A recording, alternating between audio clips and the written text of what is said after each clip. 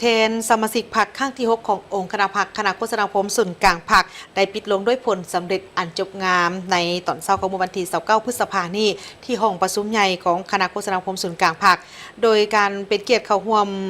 การโอ้ล้มของสหายพลเอกวิไลลักษณ์คำฟ้องกรรมการกรมการเมืองส่วนกลางพรรคผู้ประจำการคณะเลขาธิการส่วนกลางพรรค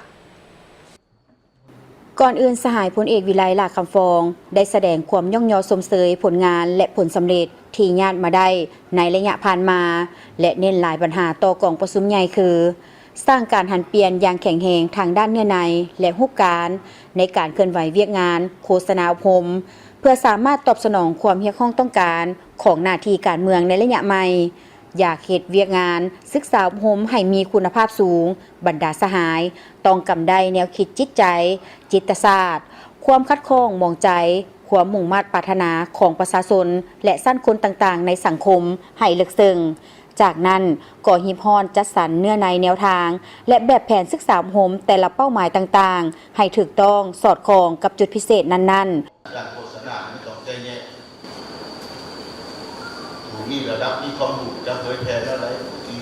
อาวุโสเฒ่าแก่ขึ้นอะไรเล็กน้อยเยาวชนจะเผยแพร่อะไรอันนี้ต้องใช้รู้เป็นวิธีการโฆษณาอันนั้นอันหนึ่งอันสองอันนี้อยากให้ในเรื่องงานอบรมศึกษาอบรมให้มีคุณภาพสูงบรรดาสหกรณ์กรรมในแนวคิดจิตศาสตร์ความคัดของน้องใจความมุ่งมั่นปรารถนาของประชาชนและขั้นต้นต่างๆในสังคมอันนี้ต้องเข้าใจให้ลึกซึ้งจากนั้นก็ที่จัดสรรเนื้อในแนวทางและแบบแผนศึกษาอบรมแต่ละเป้าหมายคือต้องสอดคล้องกับจุดพิเศษของของคนนั้นกับจุดพิเศษนะครับอันนี้ที่สองปัญหาที่สามเพื่อต่อต้านบรรดาคนผู้บายเรียงของกลุ่มคนอุบลีและคนที่บวางดีผู้เฮ็ดเปียกผมเขียนอย่างงานนั่นจริงต้องกำให้ได้จุดพิเศษกำให้ได้จุดอ่อนจุดแข็งของพวกเขาแล้วนะเพื่อมีแผนขับมืออย่างเด็ดเดียวถือต้องเหมาะสมกับสถานการณ์นั้นให้ต้องเห็นขั้นการต้องเห็นไว้ขั้นการแต่ต้องเต็มไปด้วยท่วงหอกข้อและเนียนข้อมแล้วคือเป้าและเก่าในจน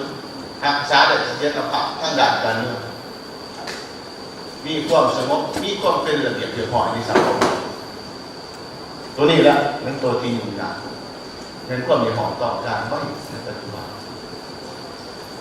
ปัญหาที่สี่เรื่องงานโฆษณาเอาเป็นว่าการออกแบบโฆษณาต้องหลายรูปหลายสีแต่ให้รับประกันความลึกซึ้งความอันนี้แม้มีความจำเป็นอยู่ในสังคมปัจจุบันพวกเขาสามารถนำใส่สื่อมวลชนอย่างกว้างและหลากหลายที่เป็นบ้านหน้าสำคัญที่สังคมต้องการปัจจุบันที่เป็นชีวิตประจำวันของเขาเจ้าในอยู่นั้นที่นี่อยู่นั้นให้มีหลายสีกว่าเก่านอกจากนั้น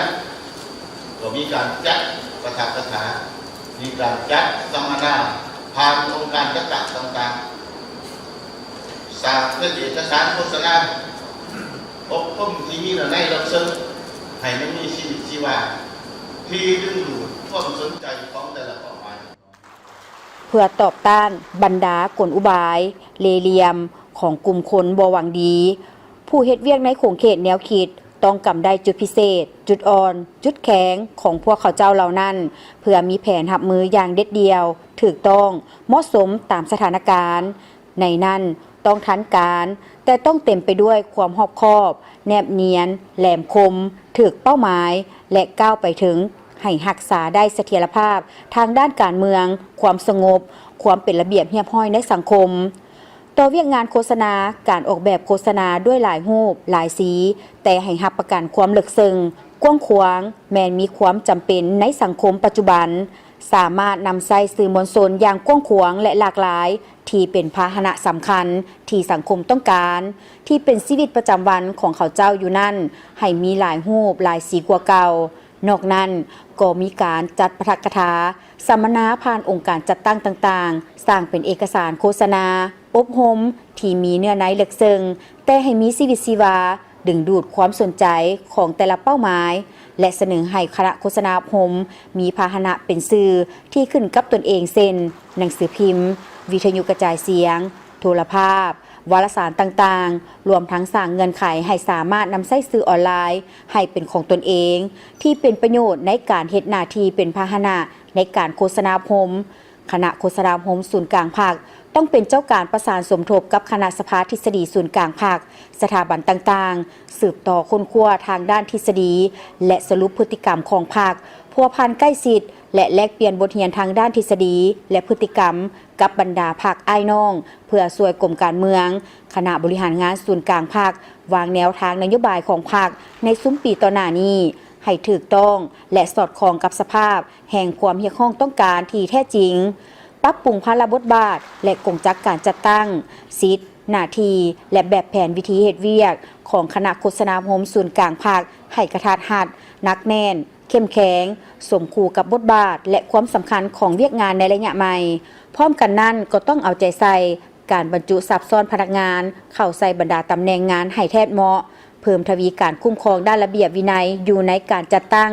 ขององค์การภาคติดพันกับการสกัดกั้นตีถอยบรรดาปรากฏการณ์ย่อท่อไปเคียงคู่กับยกระดับความรู้ความสามารถให้แก่ทันแถวพนักงานสมาชิกภาคเป็นขอกระแจ